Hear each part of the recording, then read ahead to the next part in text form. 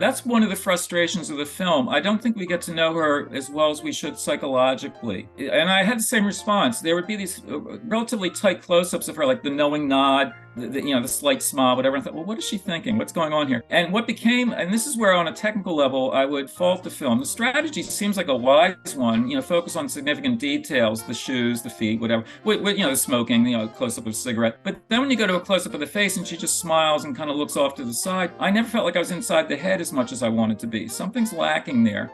Hello, and welcome to At the Movies with Mike and Marie, a show where two film professors talk about movies. I'm Marie Westhaver. And I'm Mike Giuliano.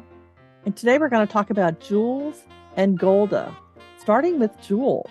So, Mike, I'm going to start off by saying one of the ways I look at any movie that I see is to wait till the next day and see what I think about it. And it's very important to me in terms of liking a new movie if I haven't felt like I've seen this movie before. And I did think this was original in terms of I don't feel like I've seen this movie before. So how about you, Mike? What was your initial reaction? Well, I feel like I've seen it before, but in a favorable sense. I mean, I actually did like it, and it prompted me to think about what I call that parking lot moment where, if you're actually going to a movie theater and you see it, you might enjoy it or not. But then once you hit the parking lot, sometimes this particularly happens on really hot summer days when it's boiling on the parking lot and you walk inside, what did I just see? Like if it flies out of your mind immediately, not a good sign, right? Mm-hmm. And so the thing is, like, if you start thinking about it on the drive home, and as always with my students, if we watch a film one week and talk about it as a group the next, sometimes they complain like we've forgotten it already. But if they have remembered it, hopefully it has somehow germinated and hopefully not festered. And they've been thinking about this through the week. And I think that's good, actually, because we're talking about an analytical process, right? Even for silly films. What do you make of it? And it's good sometimes a little bit of time pass, let it marinate that way. So Jules, I saw quite a while ago. And so it's been marinating for quite a while. It's like a hard cider at this point. It's pretty potent. So here's the deal, though. The reason I say it felt very familiar to me, unlike Marie's response, is I think with alien movies, you have two basic categories. When the aliens touch down, before they even say hello or kill you or anything, as soon as they touch down, you sort of decide as an audience member, is this going to be a hostile alien movie or a friendly one? Now, let's look at the spectrum. At the hostile end, I think an extreme example, of course, of the alien. They don't want to meet you, and if they do meet you, they do want to meet you because they can kill you, right? They can consume you somehow. That's at the hostile end. At the friendly end of the spectrum, you have the sentimental ones, the cute ones. Let's call that the E.T. end of the spectrum. Jules is very much at the E.T. end of the spectrum. And what I did like about it, though, and this is where it was somewhat original. So, Marie, I like half agree with you here. Where it was somewhat original was the fact that usually with an E.T. type movie, it's little kids encountering aliens and becoming friends. And then should they tell their parents? How will the adults react? All that. It's at that level. And this is a PG-13 movie, but this is the geriatric version of it. This involves a senior citizen and his elderly friends and how they respond to the alien. Now, the casting in this film is quite interesting. Years ago, I actually met Ben Kingsley, and this was not too long after Gandhi. So that was like how he was branded. That was the association. That's the mixed blessing of having a trademark role like that, as people think of you for that role. But enough years have gone by that I thought it was actually very astute casting. He's really good in this role. He plays an elderly man who has memory problems. He's starting to slip that way. And so when this alien spacecraft lands in his backyard, you got to wonder, like, well, is he imagining this? Or, and even if he really knows it and believes it, who would believe him, right? It's like, oh, dad, he's having a senior dad moment thinking he sees aliens back there. So, at heart, and it very much is about heart, it's really about how he bonds with the alien. And then in terms of his circle of friends and acquaintances, who he tells, who he doesn't, how they handle it. So it's very much a character study in that respect. And it's extremely gentle. One could argue even too gentle a film. What was your take on it?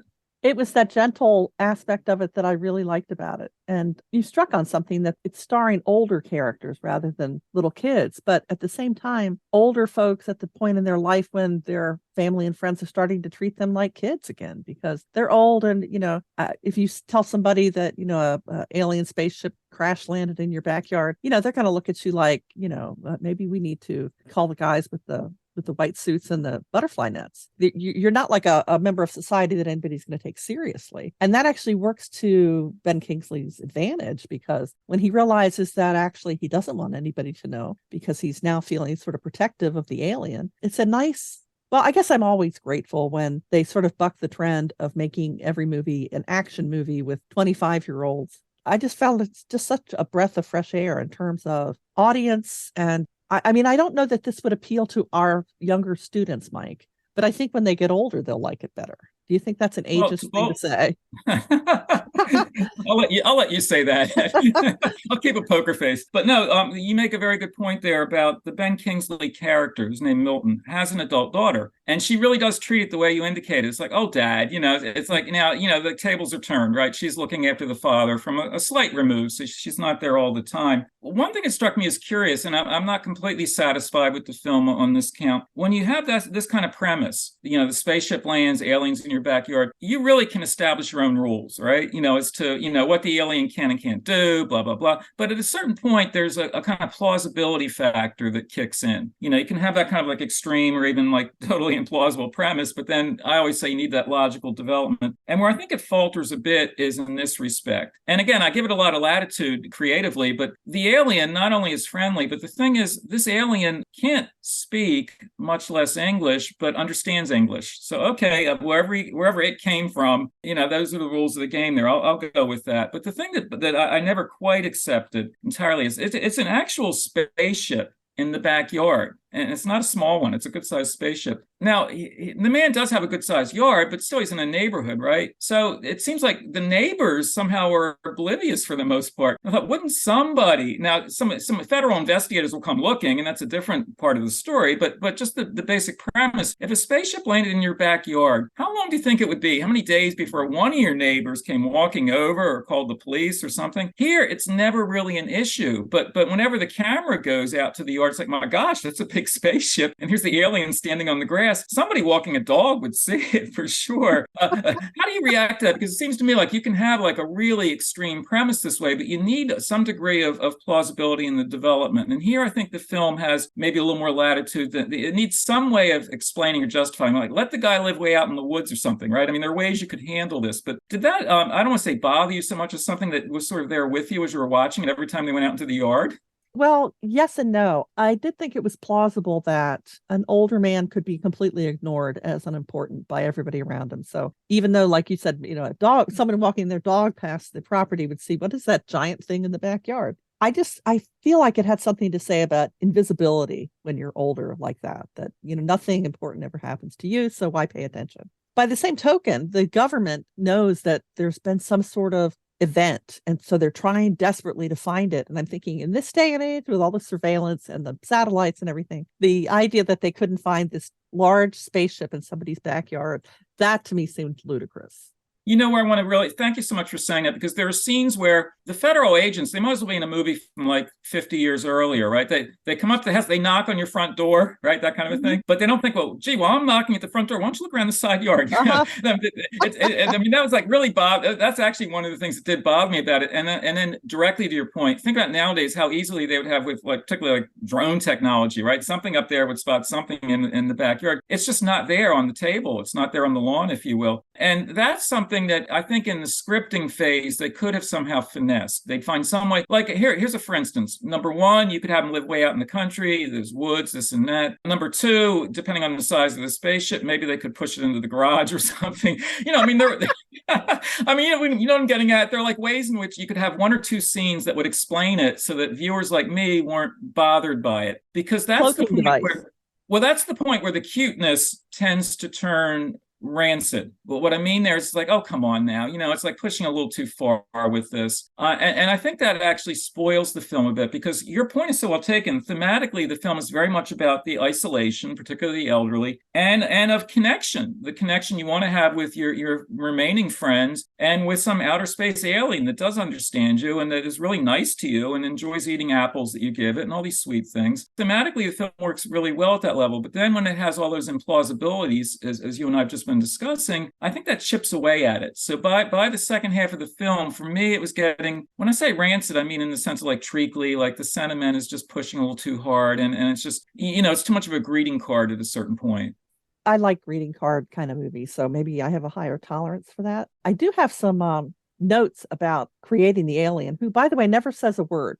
And I think that was sort of interesting how they bonded with this creature who feels like he's completely understanding everything that they're saying and taking it in and seeming empathetic without saying a word, but they used no CGI to create the alien. And the prosthetic makeup department and his team created a full body creature made up of 11 individual prosthetics attached to the actress playing the alien. And they had to recreate it every day. Nothing could be reused. So it's a whole lot of, going through 4 hours each time of, putting these prosthetics together. And they had hoped to only have to put the actor in the makeup 12 to 15 times, but it ended up being 30. So just imagine getting into all that makeup to look believable as this alien 30 times, and you don't have any lines. You just, that's a really tough thing to do, I think. Well, think about it from this perspective. The actor has a name, Jade Kwan, and I'm wondering, like, during award season, does he get an award for acting or for prosthetics? I mean, it really, he's so totally covered by this, right? You wouldn't, like, as you're watching, you realize it's a human being in a suit. It's a variation on the old movies in the 50s. Well, that's a guy in a gorilla suit, or that's an outer space alien in a cardboard suit, that kind of thing. But it's very sophisticated, actually, as to how it's handled.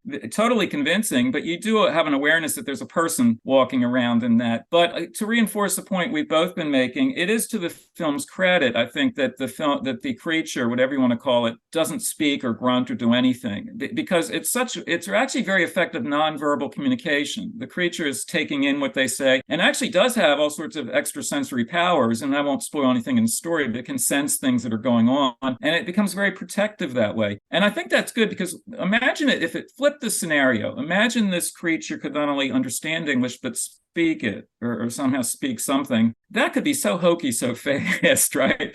Unless you handle that just right, it's going to be dorky and just dumb, right? So it's better off just to have it as this mute presence. The other thing, though, that I found, again, I had mixed feelings about this. I think the creature should remain, push come to shove, somewhat enigmatic. I don't want the full backstory about its planet, and all that. Mm-hmm. But what did strike me as weird was this. They become friendly with it. They're out on the lawn. They mostly have a picnic blanket. They're out on the lawn with it and so on, very friendly. But they never have the curiosity, really, to for most of the movie, to venture into the ship. You would think, for the first hour or so of the film, wouldn't you think, the door is open, the welcome mat is basically there. Either the creature would go like this and invite them inside. I'm talking about the early scenes in the film, or they just out of curiosity would sneak out to the backyard. I'm gonna have a look inside there. How many rooms in this house? And that's another place where in the film you need more plausibility than the film has. If that landed in my backyard, whether I was invited by the creature or just was nosy, don't you think I would go out there and see if the door opens, want to at least look inside? But again, nobody thinks, not just the elderly man, but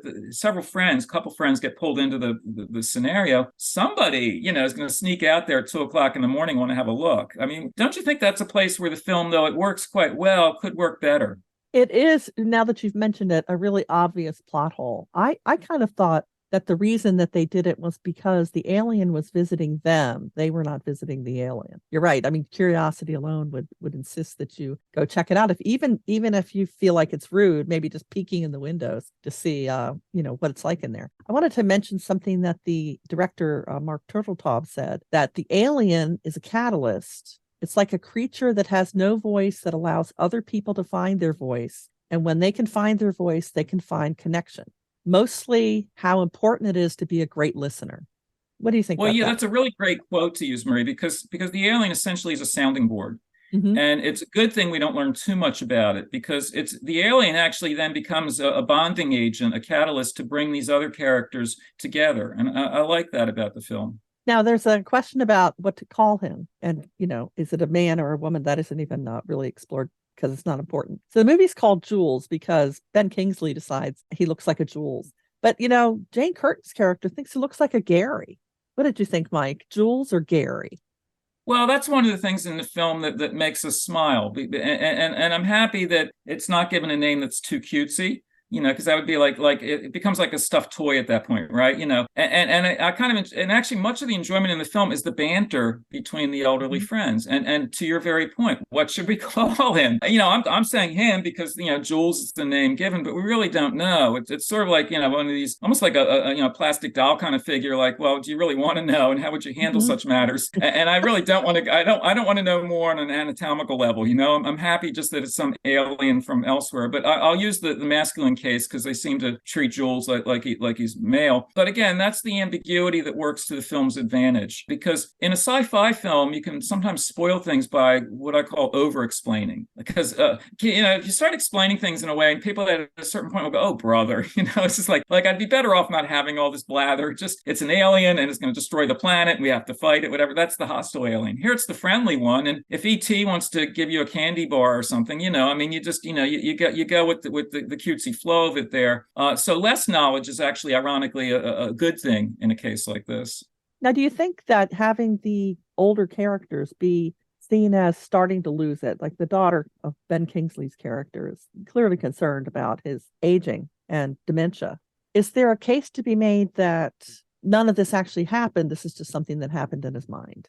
Well, that's an interesting question, is because within the film, if you take the daughter's perspective, she might well wonder. We might well wonder in early scenes, at least, are these fantasized sequences. But it doesn't take too long in the film for us all to realize, no, this alien's really out there, and it's a matter of how he's going to respond to the neighbors. So that's never really an active question for the audience, for the viewer. It will be an active question for some of the other characters. It's true, and that's an important distinction. So, I can't fault the daughter for wondering what's up with Dad. Kind of questions, but I never had any questions that extent. Now, a very different film would have, I think, more actively pursued that. I'm not saying this film should, but a different kind of film would have really raised, like, scene by scene. Is this real or is this in his mind? And you could do that quite readily. Like, the guy could be in a lazy boy chair, sort of thinking back on his life, and you could easily slide in and out of memories, dreams, whatever. And then he pops open, awake, and then looks out the window, and there's a spacecraft. Is it really there? You could do that quite readily, but that becomes a different film. That would become a film that actually would be about borderline dementia, right? As to what's real, what's not, and so on. This film, I think, to its credit, raises that as a consideration for the characters, but it's not going to have that kind of medical focus whatsoever. And I didn't worry about that after a while, because he's more or less there mentally, if you know what I mean. He's pretty much there, but he has his senior moments, and but I never, to your direct question, never thought, is this like a huge senior moment, thinking there's an alien in the backyard? So before we move on to Golda, what do you think about director Mike Turteltaub in terms of this versus his other movies? Well, one nice thing about this film, it is really pitched at an older demographic. A mature demographic, seasoned moviegoers. And actually, when you think about audiences now, producers think in terms of demographically, who's going to go see this? We've had so many alien movies aimed at kids. It makes sense. Well, why not take that? And this is to your opening observation, that there is some originality here. Let's take the same kind of story and have it pitched at older characters, meaning an older audience. That's also to your point earlier, would younger viewers want to watch it? Maybe yes, maybe no, but definitely, this film knows its audience. People who are at that age or approaching it who would think along these lines. And so by way of like thematic connections, sure, an older viewer is going to be much more likely to connect to it. Because, let's be like really harsh in our assessment. Like, are government officials going to like this movie? No, because they look like jerks in the movie, right? You know what I mean? And so there's certain characters you can put on a roster, like, no, those people wouldn't like the movie, but it knows who the audience is. And to your directorial point, I think the leisurely pacing is an advantage here, because the best scenes oftentimes are just banter in the guy's living room, right? It's just these people going back. And some of it directly relates to this creature. Some of it is just the way people have a long history together and the stuff they talk about. And that's interesting. It's just hanging out with them. Well, let's move on to Golda, which is another triumph of makeup. I think actually both of these movies probably have some nomination for best makeup coming up in the Academy Awards. But this is 3.5 hours of makeup for Helen Mirren to turn her into Golda Meir. And, just to be frank, I will go see anything with Helen Mirren in it, even if she just stood there reading the ingredients off of a bottle of ibuprofen. I think she does a wonderful job trying to embody Golda Meir. But there was something about this movie that I felt just stalled. Maybe because it doesn't have a lot of action sequences of the Yom Kippur War. It's a lot of smoke-filled rooms, and man, is there a lot of smoking. But it felt like a documentary that wasn't quite funded enough or something. What did you think, Mike? I strongly share your reaction. There's something, it's a disappointing film. There's something muted about it. It's lost in a haze of cigarette smoke. And I know she was chain smoking, but to go back to your opening observation, I mean, I once met Helen Mirren at a film festival. I share your admiration for her. She's a terrific actress, and I'll tell you, a terrific person, just, A+, right down the line. But this is not an ideal role for her. With all the prosthetics, and all the command of her cigarettes and all the command of her orthopedic shoes, all that she masters. And yet I think she's miscast here. You can only do so much with prosthetics, frankly. Golda Meir had a stocky frame. She had a stocky build. Helen Mirren has an angular build. There are scenes in the film where it's obvious that she has the wrong body type, if you will. Prosthetics can only do so much for that. She's just not physically right for it. And it reminds me that this isn't the first time this has been an issue, but where a really good actor can pull it off. She does pull it off. I mean, I give her credit for it. It's not a very compelling film, but she does pull it off in a basic way. It reminds me of many years ago, near the very end of her career, Ingrid Bergman made a TV movie called A Woman Called Golda in 1982. Now, if you were thinking about this heading into it, like if you were going to cast a movie about Golda Meir, would you cast Helen Mirren? My answer is a quick no. But going back like 40 years, somebody said, well, we're going to make a TV movie about Golda Meir. Would you cast Ingrid Bergman? I'd say, no, are you kidding? Are you crazy? And so again, a good actor can do a lot with it. But when you look at the actual physical build, and that includes the face, they're not right for this part. And to your other early point, in terms of the cigarette smoke, I think the movie gets lost in prosthetics. It really, and it needs to do that to try to transform her. Also in atmospherics, that swirl of cigarette smoke. This movie, in fact, the rating for this film was PG-13, and in the tagline, it actually says I think this is an exact quote, pervasive smoking. That's why it got a PG-13, pervasive smoking. And it's true. I would give it an R rating for too much smoking. And the fact, of course, that all joking aside, that the character has cancer. I mean, it's a sort of scenario, and we can all think of friends and relatives in this situation. They have a cancer diagnosis, they have the treatment, and what do? They light up another cigarette. It's that kind of a thing. But what really dooms the film, I think, is that it has so much of that kind of atmosphere that it's trying to be a quasi-documentary, but it doesn't go all out with the documentary treatment. It's in a kind of no man's land between a purely fictional treatment and a real, like, definite quasi-documentary treatment. It's somewhere in a kind of hazy in between. And honestly, after a while, I watched every minute of it, but the scenes just went by one after the other. And even with what should be the dramatic focal point, the Yom Kippur War, because it's a vicious conflict, she has to resign, her position because of her response to the war. All that should be dramatic, but somehow I'm just watching those scenes like I'm checking a box. Okay, now she's before some commission testifying. Now this, now that. Now she lights up another cigarette. I was, wanting to get out of the room, because there's too much smoke in it. But it seems to me that there's something lacking here. Let me throw the question back to you. There is definitely something lacking here. I keep using the word muted, or somehow just not fully developed. It's just sort of there. Mm-hmm. Yeah, it seems tensionless, like it is checking off the boxes, making sure that you've seen her in all of these different scenes. You're in the smoke-filled room where it happens. She's even smoking in the hospital. Now, here's something I wanted to ask you, though, specifically. I did notice that the camera work would focus on her, thick ankles or sensible shoes, these close-ups of little details. And then they would, after she would have a scene where she would say something, she would exchange this meaningful look with her assistant. And then, you get the reaction shot. And they did it several times. And I wondered if there was supposed to be something more we were supposed to get out of those, knowing looks.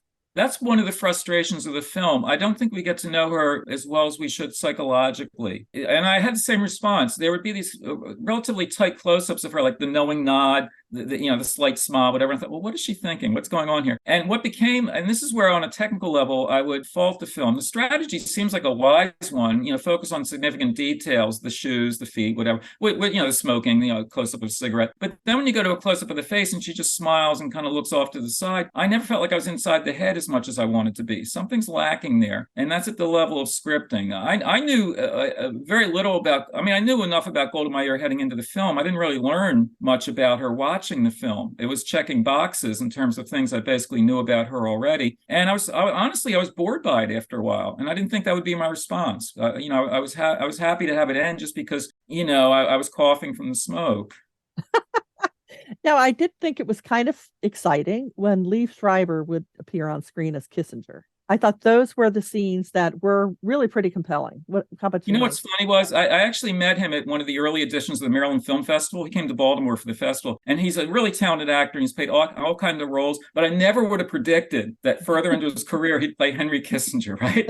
And you know what? Even though it's easy to laugh at that, he's really good as Henry Kissinger. He's really convincing, and that scene came alive. Now you could say it's almost like a Saturday Night Live skit or something, and now it's Henry Kissinger, it's Liev Schreiber. But you know what? All joking aside on that, that, those few minutes on the screen, I kind of perked up in the seat. I thought, this is interesting casting that actually works. And the banter between the two of them actually had some life to it. It was actually vigorous in a way. The film needed more scenes like that, whatever to give it some juice. And there were only a few moments. There's also another actor playing Moshe Dayan. There are a few moments. And again, at least there, because we have recognizable historical figures, and that does automatically kind of spark our interest a bit, but also that the casting is good there. And moreover, they're not buried under prosthetics. They somehow managed to do the role and fit into it there. So yeah, that's to the credit of the film. There's some good secondary casting in it.